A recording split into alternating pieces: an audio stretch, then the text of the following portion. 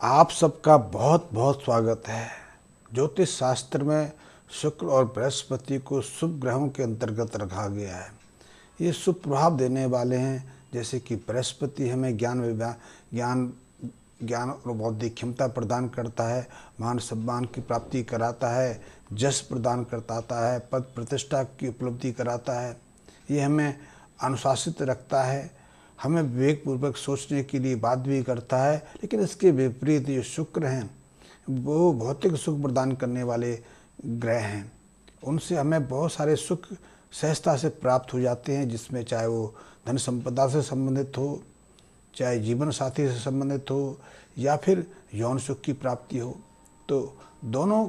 ग्रह जो विपरीत असर करते हैं, लेकिन दोनों सुख संपदा प्रदान करने वाले ग्रह हैं। इसलिए जब ये दोनों ग्रह एक साथ मिलते हैं तो इसका अर्थ है कि हमारे जीवन में हर तरह की सुख शांति होनी चाहिए। लेकिन लाल किताब थोड़ी इससे भिन्नता रखता है। लाल किताब का मत थोड़ा सा अलग है। लाल किताब कहती है कि जब बृहस्पति शुक्र के साथ मेल बनाते हैं और हमारी जन्म कुंडली के विभिन्न घरों में जब विराजमान होते हैं तो अलग अलग तरह का प्रभाव देते हैं। जैसे कि जब जी बृहस्पति और शुक्र की युति, बृहस्पति और शुक्र का ये मेल दूसरे घर में बनता है, तो ऐसे में शुक्र बृहस्पति के प्रभाव को समाप्त करते हैं, या फिर बृहस्पति शुक्र से मिलने वाले जो लाभ हैं उनमें बाधाएं खड़ी करते हैं। लाल किताब कहती है कि जो हमारी जन्म कुंडली का दूसरा घर है वो बृहस्पति की भूमि है, बृहस्पति की ज़मीन है। लेकिन बृहस्पति की ज़मीन पर शुक्र ने अपना मकान बनाया हुआ है, अपना कब्जा किया हुआ है, अपना नियंत्रण किया हुआ है। ऐसे में जब इस दूसरे घर में या तो बृहस्पति बैठे हों तो शुक्र को नुकसान पहुंचाते हैं, या फिर शुक्र बैठे हों तो बृहस्पति को नुकसान पहुंचाते हैं, या फिर जन्म कुंडली में किसी भी स्थान पर वो बृहस्पति और शुक्र बैठे हों और इनमें से जो ग्रह ज़्यादा शक्तिवान हैं, ज़्यादा प्रभावपूर्ण हैं और जैसे प्रभाव लेके बैठा है वैसा प्रभाव दूसरे घर के कारक को भी प्रदान करता है। जैसे कि जन्म कुंडली के किसी भी घर में बृहस्पति बैठे हों और वो शुभ प्रभाव से हों तो निश्चित रूप से व्यक्ति की जो शुक्र से प्राप्त होने वाले सुख हैं उनमें न्यूनता रहती है, लेकिन व्यक्ति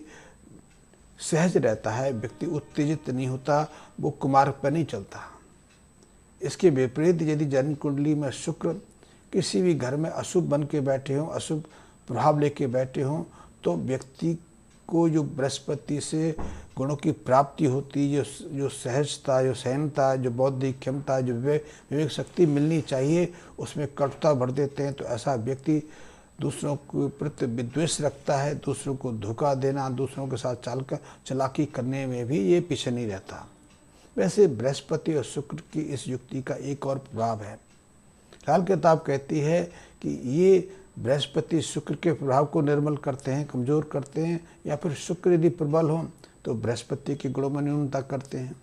इसीलिए ऐसा कहा गया है कि जब जन्म कुंडली के किसी भी घर में बृहस्पति प्रबल बन के बैठते हों तो व्यक्ति को सुख से जो लाभ मिलते हैं, जड़ जोरू और ज़मीन की जो उपलब्धियाँ होती हैं उनमें न्यूनता रहती है, और ये इस योग की सबसे पहली खासियत है। लाल किताब तो ये भी कहती है जब बृहस्पति और शुक्र मेल बना के या तो दूसरे घर में बैठ जाएं या किसी भी घर में बैठे हों और उन पर अशुभ प्रभाव पड़ रहा हो तो ऐसे व्यक्ति को बार बार अपमानित होना पड़ता है, दूसरों के सामने शर्मिंदगी उठानी पड़ती है, बार बार धन की हानि उठानी पड़ती है, या फिर उसका दिया धन दूसरे हजम कर जाते हैं, लौटाते नहीं। व्यापार में उसका जो धन है, जो पूंजी है, वो डूब जाती है, बार बार उससे आर्थिक हानि उठानी पड़ती है, उसका मन भी भ्रमित रहता है। दूसरे घर का संबंध पत्नी के साथ भी है, भौतिक सुखों के साथ भी है, और पत्नी का जो परिवार होता है जिसे ससुराल कहते हैं उसके साथ भी गहरा संबंध रखता है। इसलिए लाल किताब कहती है कि यदि ऐसा जातक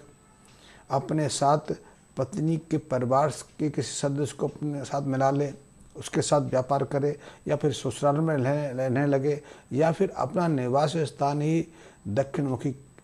कमरे में बना ले, तो ऐसे व्यक्ति की मान सम्मान को बार बार ठेस पहुंचती है, विद्या में बार बार विघ्न बाधाएं खड़ी होती हैं, या उसकी शिक्षा, उसकी जीविका के लिए कोई काम नहीं आती। उसे दूसरों के सामने हताश और निराशा के पूर्व में जीना पड़ता है। या फिर ऐसा व्यक्ति बृहस्पति से संबंधित काम करने लगे, बृहस्पति से संबंधित उसके जीवन में जो कारक हैं वो प्रबल हों, तो ऐसे व्यक्ति के जीवन में शुक्र से मिलने वाले सारे काम न्यून रह जाते हैं। उसकी पत्नी जब तक जीवित रहती है तब तक तो उसके जीवन में हर तरह की सुख संपदा रहती है, चाहे स्त्री बीमार हो। इसलिए ऐसे जातक की स्त्री को बार बार बीमार रहना पड़ता है या पत्नी को लेकर मानसिक तृष्णा झेलनी पड़ती है। ये शुक्र बृहस्पति का जो मेल है कई तरह की अशुभ स्थितियाँ निर्मित करने वाला है, जीवन को झकझोर देने वाला है। इसलिए ऐसे जातक के जीवन में एकदम विपरीत स्थितियाँ देखने को मिलती हैं। वैसे एक प्राचीन कहावत भी है कि जो सरस्वती के पुत्र हैं, जो विद्या के शीर्ष शिखर को छू लेते हैं, जो पांडित्य को से भरपूर होते हैं, ऐसे व्यक्ति के भाग्य में लक्ष्मी देवी का आशीर्वाद नहीं होता, लक्ष्मी कि इनके पास उपलब्धता नहीं रहती, तो इन्हें ज़्यादातर ऐसे लोगों को निर्धनतापूर्वक जीवन यापन करना पड़ता है। लेकिन अब ये स्थितियाँ धीरे धीरे बदलती चली जा रही हैं। अब तो एक नई सृजन की स्थिति आ रही है कि जो लोग अपने जो सृजनता के मार्ग को त्याग देते हैं, अपनी विवेक बुद्धि का दूसरा उपयोग करते हैं, दूसरे ऐसे स्रोतों से धन अर्जित करते हैं, या विद्या का पूरा सदुपयोग नहीं करते, लेकिन अपनी जो चतुर्बुद्धि के माध्यम से जो अपने जीविका चलाते हैं वो ज़्यादा धन संपन्न होते हैं। इसलिए देखने में भी आता है कि जो पाप कर्म, जो असामाजिक कार्य करते हैं, उनके पास ज़्यादा धन संचय रहता है। जैसे एक व्यक्ति किसी सरकारी नौकरी में है, करप्शन लेता है, तो उसके पास धन की कोई कमी नहीं रहती। लेकिन निश्चित रूप से ऐसे जातकों को एक समय अवधि के बाद अपमानित होना पड़ता है, और सारे समाज के बाद अपने समुदाय के साथ में सामने या अपने परिवार के सामने उसको अपमानित होकर जीवन पर रहना पड़ता है। तो बृहस्पति और शुक्र की ये जो मेल है वो एक दूसरे से विपरीत असर करने वाला है, एक दूसरे को नुकसान पहुंचाने वाला है। इसलिए यदि ऐसे जातक को बार बार अपमानित होना पड़ता है, नौकरी पर किसी तरह का दोषारोप लग जाने के कारण नौकरी पर खतरा आने लगता है, या फिर उसको एक ऐसे स्थान पर ट्रांसफ़र कर दिया जाता है जिससे कि वो स्वयं भी दुखी रहता है, उसके परिवार को भी कई तरह की विषमताओं का सामना करना पड़ता है, तो ऐसा जातक बृहस्पति की जो शत्रु ग्रह हैं उनको प्रबल बनाने का प्रयास कर सकता है। या फिर ऐसे जातक की जन्म कुंडली में 6वें घर में 12वें घर में जो ग्रह बैठे हैं उनके संबंधित उपाय करने चाहिए, खास करके बुध से संबंधित उपाय करने चाहिए। और बुध से संबंधित उपाय तो बहुत सहज हैं, आप सहजता से जानते भी होंगे कि ऐसे जातकों को 43 दिन तक लगातार तांबे के पात्र में साबुत मूंग की दाल भर के किसी मंदिर में देनी चाहिए, या फिर हर बुधवार को किन्नरों की सेवा करनी चाहिए, किन्नरों का आशीर्वाद लेना चाहिए। किन्नरों को प्रसन्न करने के लिए उनको वस्त्र दिए जा सकते हैं, उनको अपनी सामर्थ्य के अनुसार रुपया पैसा दिया जा सकता है, उनको मिष्ठान खिलाए जा सकते हैं। उनके नाच गाने से प्रसन्न होकर उनको उपहार स्वरूप अपनी सामर्थ्य के अनुसार कुछ दिया जा सकता है, या फिर अपने घर में आमंत्रित करके उनका जो कार्यक्रम होते हैं, उनके जो नाचने गाने के जो प्रोग्राम होते हैं वो कराए जा सकते हैं, और उनसे आशीर्वाद लेकर हम अपने जीवन की ऐसी जो परेशानियां हैं उनसे मुक्ति पा सकते हैं। या फिर कम से कम साल में 3 बार 8 से 10 छोटी छोटी कन्याएं को अपने घर आमंत्रित करके उनके पैर धोकर उनको अपनी सामर्थ्य के अनुसार भोजन आदि सेवन करा के, और अपनी सामर्थ्य के अनुसार जो भी हमारी सामर्थ्य है वस्त्र दे सकते हैं, चांदी की कोई चीज़ दे सकते हैं, रुपया पैसा दे सकते हैं, और उनका आशीर्वाद ले सकते हैं। इससे हमारे व्यापार में भी उन्नति होती है। यदि हमारा व्यापारिक पैसा कहीं फंस गया है, या फिर हमें धन की तंगी का सामना करना पड़ रहा है, या हमारे ऊपर कर्ज का बोझ चढ़ गया है, तो ऐसे उपाय करने से कोई ना कोई रास्ता निकल आता है, और हमारे सिर पर चढ़ा हुआ कर्ज का बोझ सहजता से धीरे धीरे मिटने लगता है। या फिर इसके विपरीत यदि हमारी स्त्री बीमार हो, या फिर हमारे भौतिक सुख साधनों में कोई परेशानी खड़ी हो रही हो, शिक्षा में रुकावटें आ रही हों, या फिर हमारे जो संतान पैदा करने की क्षमता है वो कमज़ोर पड़ गई हो, तो फिर ऐसे जातकों को बृहस्पति से संबंधित उपाय करने चाहिए। क्योंकि देखा गया है कि जब तक ऐसा जातक का के ऊपर पिता का हाथ रहता है, दादा का हाथ रहता है, तब तक वो ज़्यादा उन्नति नहीं कर पाता। लेकिन जैसे ही ऐसे जातक के ऊपर से पिता का साया समाप्त होता है, दादा का साया हटता है, ऐसा जातक किसी भी तरीके से भौतिक सुख साधनों को सहजता से इकट्ठा करना शुरू कर देता है। उसके जीवन में एक नई क्रांति खिलने लगती है। चाहे उसकी विवेक बुद्धि पतित हो जाए, चाहे उसकी जो ज्ञान बुद्धि है उसको असामाजिक कार्य करने के लिए बात कर दे। जैसे कि आजकल देखने में आया कि बहुत लोग उल्टी सीधी दवाइयाँ बेचना शुरू कर देते हैं, नशा बेचना शुरू कर देते हैं, दूसरों के साथ चालबाजी करते हैं, नकली चीज़ें बेचते हैं। लेकिन ऐसे प्रदूषित कार्य करने के बावजूद भी ऐसे लोग करोड़ों अरबों की संपत्ति इकट्ठी कर लेते हैं, ऐश्वर्यपूर्ण जीवन जीते हैं, चाहे उन्हें बार में आगे चल के कलंकित होना पड़े। तो ऐसी